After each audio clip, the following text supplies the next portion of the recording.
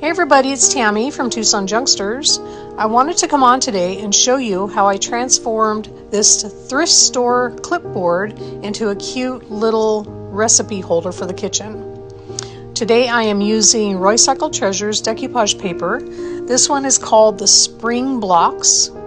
I'm using the one that has the cute pink teapot on it.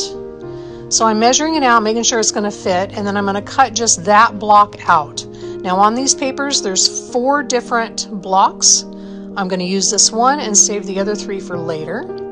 I'm going to measure it a little bit more, making sure it's going to lay on there properly. I'm going to trim it up a little bit more, and then I'm going to use my fingers to put an indent around the edge of the metal part so it's kind of got a crease so that I can cut just around that crease, leaving a little bit of an edge so that I can come back later once everything is dry and get a good crisp edge as I sand it off. Then I'm going to cut down from the top and make a little slit for the clip.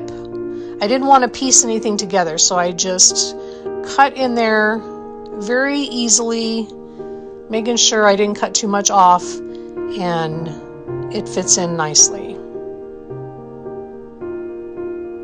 Now I'm going to use DIY Paint's White Swan. I'm going to paint over the metal, and the reason for this is so that the colors in the paper stay true to the color that they are.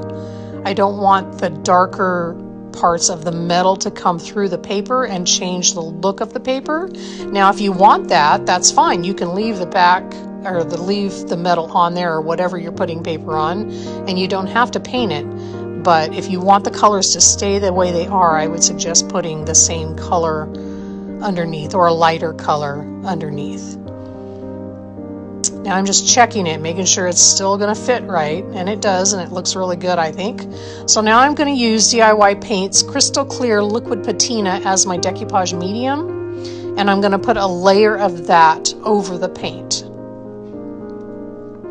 This is my decoupage medium of choice. I've used many other different kinds. This is my favorite. It goes on really smooth and it adheres great. I just love this one. Now when you put this on, you just make sure you got a good even layer. You don't want to have any bumps or globs, or just make sure it's nice and even. You can look at it sideways, make sure everything looks shiny so that you know you covered everything. If it looks a little dull, then put some more on. You know you missed a spot. Now once I get all this on there, I'm going to spray my paper with some water. This relaxes the paper and it just ends up just laying flat down right on the metal part, and I don't have one wrinkle. It laid down so nice. I was so happy with that. Now I'm going to let it dry. I'm going to sand around the edges, and it's going to look really cute. If you'd like to find some of this paper in Tucson, you can find it at the 22nd Street Antique Mall, 5302 East 22nd Street, booth 614. Look at that. Isn't that cute? I love it.